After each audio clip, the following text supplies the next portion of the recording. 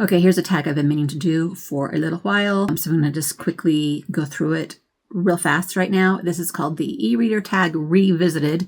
The original was done by Micah Cummins quite a while back, but Bookless Pete has revived it. Seen a bunch of people doing it. I'm a little bit slow to this one, but here are the prompts. What was the first e-reader you ever owned? What was your reason for getting one? And were you a reluctant convert or an eager one? So I looked it up because on my blog, I found where I mentioned e-readers for the first time, and it was in December of 2007. And I said on this blog post, what do you guys think about this thing called the Kindle? And I just don't think it's going to take off very well because I just think people are going to want to hold a real book in their hand. And I just really don't understand why we would ever want this thing. So that was my initial reaction. I was reluctant. I was very reluctant. I did not think reading an ebook was going to even come close to anything like reading a real book. Finally got my first Kindle. It was just a regular old Kindle in May of 2012. So quite a few years later. I also did a blog post about this. And I got it because my husband gave it to me for Mother's Day. I don't know if I would have actually got it on my own, but he decided this would be a fun present for me. And he was correct. Once I started using it, I was like, this is cool. This is pretty awesome. So by the time 2012 came along, I think it had worked out some of its glitches. It was a cooler device. The first one I saw, they looked real big and clunky, but they were getting better by 2012. Okay, so number 2, what e-reader do you use now and what e-readers do you own? Okay, so while I had that first Kindle, I started using it a lot also for watching YouTube videos. And so I wanted a better device for watching YouTube. And so I realized that I could get a tablet and then just use the Kindle app on my tablet. So that when that Kindle died, the next thing I got was a Samsung tablet and just used the Kindle app. And it was perfect. And I could do both things, watch stuff, use the tablet for all kinds of things, sort of like a little mini laptop, and also have my Kindle on there. So that was my second one. And now I'm currently have upgraded to a newer Samsung tablet, even though that has been a couple years now, and it's already starting to be a little bit out of date. That's what I've had is those 3 different ones, the original Kindle and then 2 Samsung tablets where I use the Kindle app. I am very, very drawn to the Paperwhite, the little teeny tiny light thing. I don't know, do I need something else? I do have a new phone that has a bigger screen. This past few months, after I've got the new phone, I've been reading a lot on my actual phone too. I've read several of the ebooks on my phone using the Kindle app on that also. Number 3.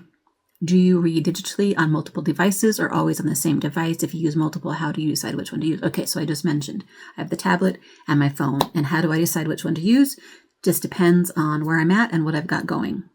Recently, when we came home from our big road trip and we flew home, I'm used to pulling out my tablet on the airplane and reading there, but then I realized I just need my phone. So I just left my tablet in the bag and read the book on my phone, which was perfectly fine because, like I said, my phone screen's a little bigger and it works perfectly fine for reading books these days. So I just decide if I'm in a place where I have my tablet or not.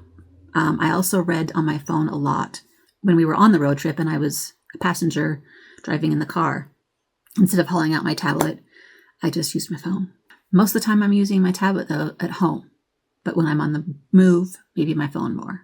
Number 4, do you still read physical books? If so, how do you decide which format to read a certain book in?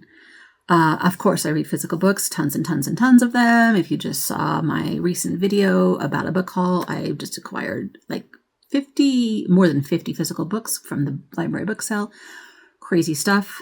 How do I decide? If the only way I can get a hold of something is by borrowing a Libby ebook, then I'll use that. Or if I get given a review copy and it's usually an ebook, then I do the ebook. It just depends on what's available and how I get a hold of something. It's so much easier too, also, to just get a Libby ebook instead of having to run to the library and find the physical book. Like, it's just laziness, basically. So much easier just to grab that ebook off of Libby instead of have to worry about the physical book at the library. Number 5, what is something you dislike about reading ebooks? There's not a whole lot I dislike about it. Sometimes my tablet is a little bit heavy, but I actually can prop it up like on a pillow on my lap, and it's easy. Some people say that they don't like it because they can't tell how far they have left in the book, but I can look at the percentage read, and that gives me a good idea these days. The glare of it sometimes, that's why I'm kind of drawn towards maybe the Paperwhite. Is that what it's called? Paperwhite Kindle? Because I know that one doesn't glare. Mostly I like everything about it. Number 6, would you ever ditch physical books completely and become a sole ebook reader? If yes, why? If not, why not? No, I would not. Because there's just something about a physical book, the smell of it, the feel of it. For me, they'll never go away. When I first heard about the Kindle, I was worried. Well, first of all, I was worried. I thought it would never catch on. But then when I realized it was catching on, then I kind of sometimes worry that physical books will go away, but they haven't. It has proven that an ebook does not cause a physical book to go away. So I am happy that we are still having those, and hopefully they'll never go away, and hopefully most people will say that they will not completely ditch them.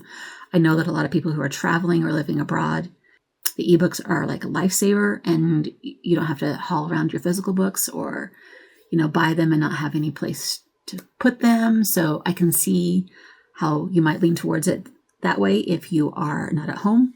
Yeah, there's just something about books. Books are so comforting to me. The physicalness of having a book in your house it's coziness. It's something that I need in my house.